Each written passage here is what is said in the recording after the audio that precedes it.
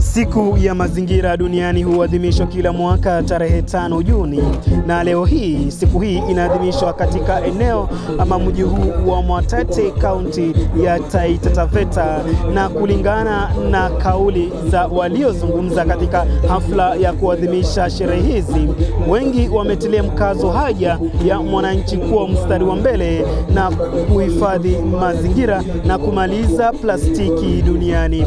Na hivi sasa tutaweza kusikiliza baadhi ya kauli zao wakizungumza katika hafla hii, wakiongozwa na naibu gavana wa kaunti ya Taita Taveta Bi Christine Kilalo. Roho zetu zibadilike. Dikie. Mwamesikia? Dikie malago takataka. Tukombolewe na tubadilishe nia na mawazo yetu na matendo yetu.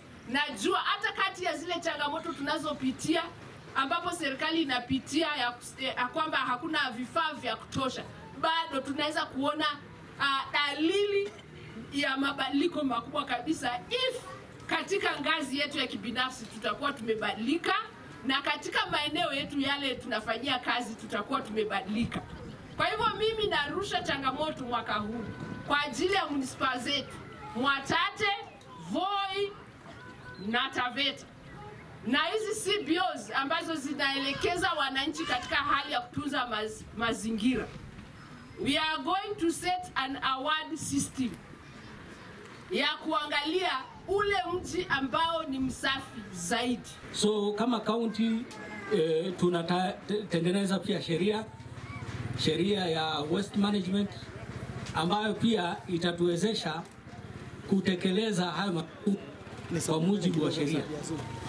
Manake tumetembea sote leo na tumeonelea kwamba kweli tunachafua mazingira yetu. So saa nyingine inapaswa tuwe na sheria ambayo inaweza kuwa enforced, ili ukikosea pia tuweze kukuadhibu. Manake saa nyingine tukiambiana tufanye kwa roho safi, inakuwa saa nyingine ikubembelezana haitusaidii. Tunafaa tuchukue hilo jukumu la kulinda mazingira. Kwa hiyo kama saa hizi hata ni mizo yetu sana kwa vijana wazidi end plastic pollution. Tunatakana to end plastic pollution. Hivi ni kwamba ni jukumu la kumaliza uharibifu wa mazingira ama uchafuzi wa mazingira kupitia plastiki. Maana plastiki ni chombo ambacho kinatumika kwa mambo mengi, lakini sana sana kinakuaga kwamba hakiwezi kufanya ile decay ama kuisha ama kumezwa na mchanga, kikakuwa mchanga ama kikakuwa rotuba. Hivyo ni kwamba kinaachilia chemicals tofauti katika michanga na basi kuharibu mazingira zaidi, hasa zaidi katika maeneo ya maji. Maanake saa zingine zinabebwa zinapelekwa katika maji na zinaleta uharibifu zaidi. Kwa hivyo himizo langu kubwa sana katika jamii ni kwamba tuweze kuhakikisha tunatumia plastiki, lakini pia tuweze kuzitupa katika njia inayofaa, mahali panapofaa, na pia kama unaweza tumia chombo ambacho utakitumia tena.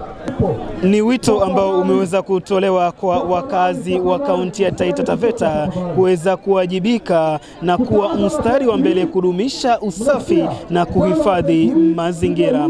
Kutoka Mwatate, kaunti ya Taita Taveta, jina langu ni Gabriela Mwakoma.